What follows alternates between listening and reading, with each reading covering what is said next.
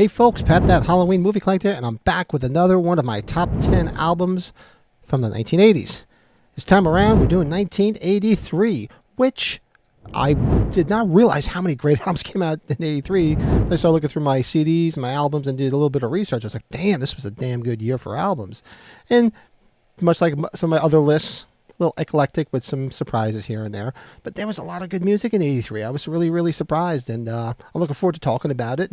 And afterwards, please make sure you throw your top 10. Now, remember, this is my favorite. This is not a critical be-all, say-all. So I'll make sure you, as you're doing this, make up your list and put it in the comments afterwards. I'd love to hear it. But as always, since we can only fit 10, and like I said, there was a lot in this year that were good, let's see what made the honorable mention cut. Here we go.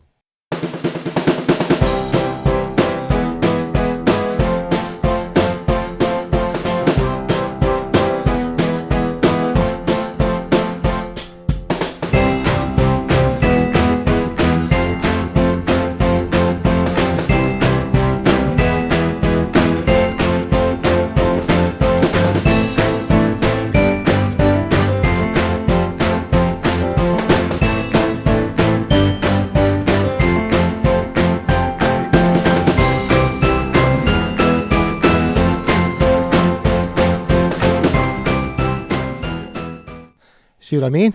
That was tough. There's a lot of good stuff on the honorable mention there that were tough to leave out of this top 10. This could have been like a top 15 or a top 20, hands down. But I had to whittle it down to my 10 favorite, and I think I did a pretty good job. So without further ado, let's do this. So my number 10, released on July 5th of 1983, the debut from Suicidal Tendencies. Suicidal Tendencies, Suicidal Tendencies. Now, this is a much different Suicidal Tendencies than what eventually the Suicidal Tendencies became, because this was more like hardcore punk. And this album's got, of course, the iconic Institutionalized, all I wanted was a Pepsi, and she wouldn't give it to me. Oh, God, what a great song. That's the song that I first heard by them. I'm like, who are these guys? This is amazing. And did a deep dive when I bought this on vinyl back in the day, and it's got some great stuff on here. I Saw Your Mommy, and Your Mommy's Dead, Subliminal, Suicidal Failure. There's just a lot of really good stuff on here. And I can't remember, I should have looked up, I can't remember who the guitar player was in the first album. But there's some great guitar stuff on here. I loved it. I always liked this guitar tone on here. I know it changed because Suicide did morph into a little bit more of a metal band. And I'm not complaining because I love them. They're going to appear on this list as we keep going forward. But something about this debut that's got such great songs. I mean, we should just sit there and listen to I Saw Your Mommy and Your Mommy's Dead for hours and just laugh.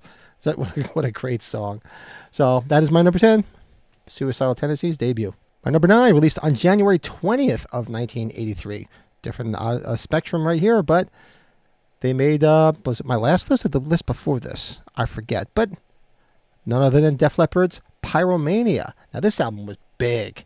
I mean, I loved High and Dry, and it made us big fans of Def Leppard, my brother and I. And then when Pyromania came out, it was just even better. I mean, Photograph was huge. And then Foolin' was even better, and that was their other single, and Foolin's great. This album just made them a household name, and this is unfortunately was right on the precipice of disaster for them with what happened to Rick Allen. I mean, Rock of Ages, Too Late for Love, I mean, Foolin'. I mean, this album has just got so hit after hit, and such a great sound. I always liked the guitar sound Phil Collins and Steve Clark got on here. It was just, they had such great tone. And we know what happened. Of course, like I said, it was tragedy. They had several different tragedies. And remember, there was this sitting there saying how Def Leppard was cursed and all this other stuff. But they came out on top, and they were the better for it because they were one of the biggest rock bands of the 80s. And as we move forward through the 80s, you're going to see why. And number 8, released on July 25th of 1983, Metallica, Kill 'Em All. Yeah, I know it's kind of high up on the list. People go, really, you didn't have this closer to number 1? I like Metallica, but I honestly was not a big Metallica guy in high school. Years later, believe it or not, is when I really started to get into Metallica after high school. I knew of them. I liked them. I didn't dislike them. I saw them. I remember seeing them on the Monsters of Rock tour. I liked them, but I was never over the moon until I really got into them. Because high school, I was just learning to play guitar. I was playing a lot of punk stuff. I was skateboarding. Truth be told, I actually am a bigger fan of Megadeth. I like Megadeth. But, I mean, this album is iconic. It's got, Seek and Destroy, Alone on there, Jump in the Fire. There's some great raw tracks. So this is like Metallica, nice and raw, which the version I love. Great Anesthesia solo, the bass solo from the late great Cliff Burton. I mean, there's great stuff on this. That's why it's on the top 10. I mean, I can't deny it. It's a fantastic album. I love all the songs on it. But I'm just being honest. I didn't get really too into Metallica until after high school, truth be told. I mean, everybody loved Metallica. I didn't dislike them. It was there. You know, and then eventually, yeah, I got really into them. I love them. Tried playing their stuff. Kirk Hammett, great guitar player. But this album, there's not much to say about it. It's a classic, and I'm sure most people, when you put your list, it'd probably be higher on their list. Number 7, released on May 25th of 1983, the debut from Dio, Holy Diver. This album, I played the shit out of this album when I got it. I remembered vividly playing the hell out of this album. I loved it. From the crazy cover that drew you right into it to the music on it itself, because I, off the heels of loving the version of Sabbath with him in it, with the 2 albums he did with Sabbath, and Live Evil, which was awesome. I couldn't wait to hear this, and here I am. It's Holy Diver, Rainbow in the Dark, Stand Up and Shout. Great stuff. And I was remember scratching my head saying, wow, who the hell is this guitar player? Vivian Campbell, what an amazing guitar player. I mean, and hey, right off the heels of Def Leppard. He wasn't in Def Leppard yet. He'll get there eventually. But what a great guitar player Vivian Campbell is. I'm not saying is. There's some great licks on this album. And I just remember, like I said, I just wore this album out. I just loved it. And the only thing I didn't like so much about it, I always thought that the production was a little too tinny. I don't know. Comment below if you're a big fan of this album. It seemed a little tinny. Like, I would have liked a little bit more bottom end and low in the guitar. It was a little too screechy. It would have been a little bit better. It probably would serve well. It probably has been remastered, and I just don't even know anything about it, if they did or not. Maybe that would clear it up, but it doesn't really, it takes away, it's just me being nitpicky. That's the only complaint I have about the album. The rest of it's perfect. So, yep, I love it. Number 7, Dio, Holy Diver. Number 6, released on August 15th of 1983, ACDC, Flick of the Switch. Now, this album is very maligned for some reason. I don't know why, because I liked it. I still like it. It just got some great stuff on it. It was a good follow-up to, I mean, like I said, how do you follow up Back in Black and For Those About to Rock? I mean, you're setting yourself up for failure, because those are 2 incredible albums. But Flick of the Switch had a lot of good tunes on it. I think it did fairly well when it first came out. I remember the videos on MTV. Flick of the Switch is a great song. I always like Bedlam in Belgium, Rising Power, Nervous Shakedown. A lot of great stuff on this album. It's like a sleeper album. You don't hear too much talk about it. I'm hard pressed to say it. I don't even think they play anything from it live. Which is, I mean, Flick of the Switch was always a great song. I always like the riff. It's got a really cool riff to it. Yeah, but this is a big memory from my youth, because I just couldn't wait. I was like a fodder right after Back in Black, and then For Those About to Rock, and then Flick of the Switch. I'm running out to get that, because it was just one after the other. It was so great, because I just loved ACDC. So anything they put out, I was right there sucking up, and I love it. It's good vintage ACDC. A lot of memories of playing the shit out of this album in my bedroom as a kid. So, there you go. Number 5, released on September 18th of 1983. Yes, my beloved Kiss did release an album in 83, and it was the first album without makeup. That's right, Kiss, Lick It Up.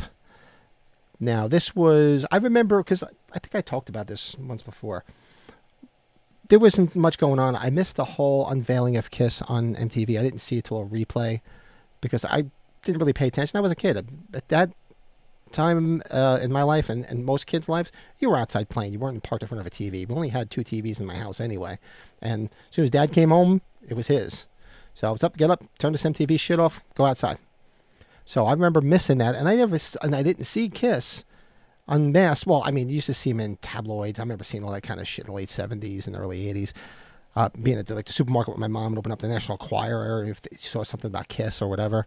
I do remember running to the music store to get the album, because I had heard it was released, because I just wanted to see what they looked like. And there I remember vividly standing in Music Country in Cliffside Park, New Jersey, staring at the album saying, wow, this is what they look like. And what's the first thing you see? That's not Ace Frehley, right? It's Vinnie Vincent. So it was kind of a bummer. I mean, you heard Ace had left. I didn't know all the backstory then, because you didn't know too much of the backstory minutia, because was no internet to really dive into that, so I didn't find all the other story about Ace quitting and then putting him on Creatures of the Night when he didn't even play on it. I was a young kid. I bought into all this shit, thinking it was them. The hell did I know? I mean, I read the rock trade magazines, but not all of them, because you got to remember, in 1983, I was 11 years old, so I didn't even have a job. I wasn't out buying shit. So, but it's got some great songs on it. I mean, you can say what you want about Vinnie Vincent, like I mentioned, he's batshit crazy, but good songwriter. And did some great stuff on here, like Exciter, Lick It Up, Young and Wasted, and On the Eighth Day. It's just a killer album. It was a hell of a statement for Kiss to come back with, right after Creatures of the Night with no makeup on. And I just loved it. Loved the videos that they had on MTV. I remember the whole controversy because they were still beating a dead horse about, was this before PMRC? It's probably right before PMRC, where they were saying, violence in music. And they were raking them over the coals over some of the like, especially the All Hell's Breaking Loose video about them destroying and like gangland looking shit. And it's like, get the fuck, stop that shit. Thank God that shit's all behind us. I mean, yeah, we got stuck with the stupid label that we still get on CDs these days, but who cares? But great album. It's got a great rock. And I always liked the production, because Michael James Jackson came back after he did Creatures of the Night, so production sounded great. So that's it right there. I mean, yeah, it doesn't make it to the top of my list, but it's still a really good Kiss entry nonetheless. And number 4, released on May 16th of 1983. Another band that's appeared on a few of these lists since the 80s started that I love. Iron Maiden, Peace of Mind. Now, this was still one of my favorite Maiden albums. It's so with the Bruce Dickinson era albums. Great production on this. Great songs on here.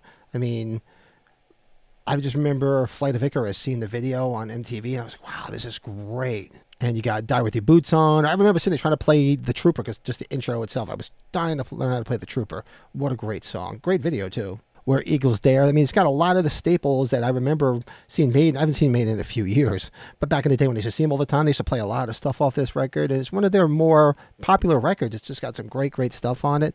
The cover art, you can't deny the cover art on any Maiden album, especially with Eddie's on the cover. But what a great cover this had on it. I remember having the T-shirt. I remember having God, if you people my age remember the jean jackets with the patches. I had a Piece of Mind patch on one of those jean jackets. First of all, I wouldn't fit my fat ass in it anymore now, but I would love to have that. I think I had one of those. I had a Destroyer one, and I had one with TSOL, who appeared on the last list. So yeah, the good old days of the jean jacket and the back patches. But what a great album. Love this. Number 4, Iron Maiden, Peace of Mind. Number 3, released on February 28th of 83. Speaking of albums I wore out playing, oh my God, did I wear this fucking album out. Quiet Riot, Metal Health. This album was, for those that don't know, this was huge. I mean, for a heavy metal band to hit number 1, I think it was the first time a heavy metal band ever hit number 1, if I remember correctly. This album was gigantic in the day. I remember everybody listening to this, everybody talking about this. It was just everywhere. You talked to, the circles of rock music, obviously not everywhere, all over the place, but when it came to music, like rock music, Quiet Riot was the shit at that time. And this album, like I said, I mean, it's got to be warped from me playing it so much. Love this album, from Metal Health to the Slade cover, because they always just seem to do a Slade cover. Come On, Feel the Noise, Slick Black Cadillac, which was actually an older song that they even did with Randy Rhoads at the time, previous to this version of Quiet Riot. But this album, still listen to it. I put it on from time to time, and it just takes me right back to being in parochial school. So what the hell grade was that? 83. So what was that? Maybe 5th or 6th grade I was at the time, I guess. Somewhere around that. And I remember getting it because we used to do like the hell do you call it? The Secret Santa at Christmas time. And I remember I wanted Metal Health, and a friend of mine did, and we both got each other in the Secret Santa. So I remember my parents buying it, and I had to wrap it and give it to him. And I got this like, what the hell? What you call it? Was like almost like a game, like the old style games, not like a video game, but like with a little metal ball. You had to get the sound. I'm like, that's what I'm fucking getting. I wanted this. I'm like, I would have kept the goddamn gift I just bought you. I wanted the Metal Health fucking album. So I had to wait till Christmas, and it was under the tree, thankfully. So I got my own version, but that was hysterical. I was like, son of a bitch. And he's like, oh shit, we should have talked about it. I said, I don't know. But mentioned it enough, and you mentioned it enough. I kind of thought that. He's like, I would have told my parents to get it. Either way, I did get it for Christmas. But love this album. It's just very, especially nostalgic. And it's a shame that, we lost Kevin DuBrow so early on. I did get to see them once with Kevin DuBrow back in, had to be in the 90s. I saw them in the 90s. And they were good. He still put on a hell of a show. But yeah, we lost him too early. Play around with those drugs. That's what's going to fuck you up, man. He should still be around. And we just lost Frankie Banali. So now I think there's a version of Quiet Riot going around with obviously no members in it. Actually, no. Rudy Sarzo came back into the fold, from what I understand. But very super nostalgic album for me. Love it. Love it. Number 2, released on November 15th of 83. The return of Ozzie Osborne. With Jake E. Lee on guitar, Ozzie Osborne, Bark at the Moon. I couldn't wait for this. I remember them talking about the new albums coming out. It's Bark at the Moon. I wonder who the guitar player is. I knew it was going to be Brad Gillis. I did the Speak of the Devil, the double live album of all Sabbath songs with Brad Gillis from Night Ranger. And I'd heard that obviously he wasn't going to be the permanent replacement. So I was always curious who it was going to be. But the needle down on this, heard Bark at the Moon. I was like, whoa, who the fuck is this guy playing the guitar? Because to this day, that is one of the most amazing songs, one of the most amazing guitar solos. And Jake E. Lee, what a hell of a goddamn guitar player. And songwriter too, because he helped write a lot of the songs. But this album, it was a good return after what had happened to Randy. And there's great songs on here. Sin of Eternity, Rock and Roll Rebel, of course, the title track, Bark at the Moon, Waiting for Darkness. Just real good stuff on this album. I always love the cover. It's great videos because it was the MTV era too, of him wearing the Bark at the Moon outfit. You used to love the covers Ozzy always did back earlier on the first couple of records. So yeah, love this album. It was tough to keep it out of the number 1 spot because when you see what's number 1, for those that know me, you'll know why this is number 1. And here it is. Number 1, released on June 13th of 1983, Stevie Ray Vaughan and Double Trouble, Texas Flood. This album changed my fucking life. When I heard Stevie Ray Vaughan playing, this absolutely changed my life. And my friends watching this, they know that to this day in the cover band, we must play 6-7 Stevie Ray Vaughan songs. This was my guitar hero. In 1990, I was actually devastating when he died, and to this day, I still love everything he did. And one of my biggest regrets is I never got to see him live. I was supposed to go see him live, and he died before he came back to the New York area. I was going to see him in New Jersey with him and Joe Cocker, and I didn't make it. And then right after that, he died. So, but this album changed my life. I heard this, I was like, whoa! I had to learn how to play this stuff, and I just lock myself in a room and just listen to everything on this album. And just to this day, we still play Pride and Joy, play Tell Me, Love Struck Baby, of course, Texas Flood. I mean, this album is just amazing. I mean, he was on one of my honorable mentions, David Bowie, Let's Dance album. David Bowie saw him play at the Montreux Jazz Festival when he was getting booed, no less, because they weren't ready for that shit. And he was like, I want this guy on my album. And he recruited Stevie Ray Vaughan because it really helped push him into the mainstream. So it was great that he did that. But this album, I can't say enough about it. And especially if you know me personally, you know how special this album is. And be prepared. All the Stevie Ray Vaughan stuff coming up is all going to be very, very high up on this list. So spoiler alert, when it comes, it's going to be high up. Just heads up now.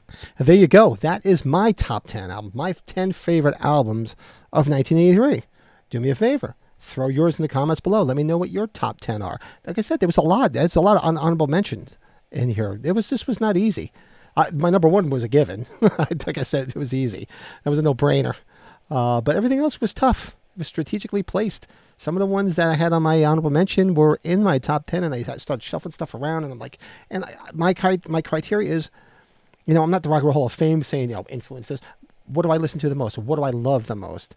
And what do I still listen to the most to this day? And believe me, we're the shit out of Texas Flood. So that's how I do it. It's not about being critical and what's critical, better, and responsive and all that bullshit. It's about simply what I like. And that's why I tell you, put your list in here. I want to hear it. And maybe I missed one or two. It's always good to see. I'm like, oh shit, I forgot about that album came out in 83. So it'd be cool to do it. And while you're doing that, hit that like button. Helps people find this channel.